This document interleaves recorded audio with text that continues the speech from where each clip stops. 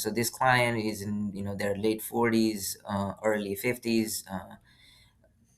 We were discussing their the estate plan, and need for gifting. Their kids are in teens and call it early 20s. One is going into a college, the other one already is in the college, call it second year or third year, going into that.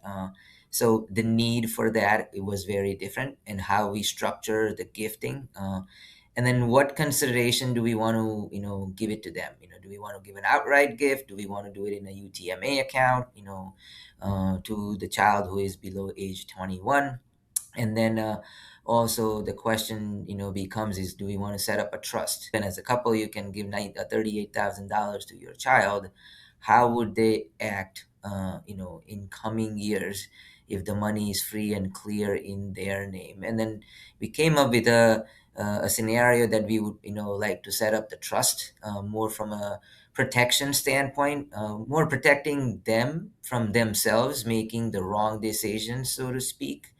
That's also part of the discussion was, so again, a lot of consideration. And how does that impact? Obviously you can give the gift, but then the ultimate goal, how we look at it, what happens to the clients who are making a gift, right? How is their life changing from their financial perspective, if at all? And obviously the goal is we want to make sure that their life does not change what they want to do, and still able to do gifting to the extent that they can.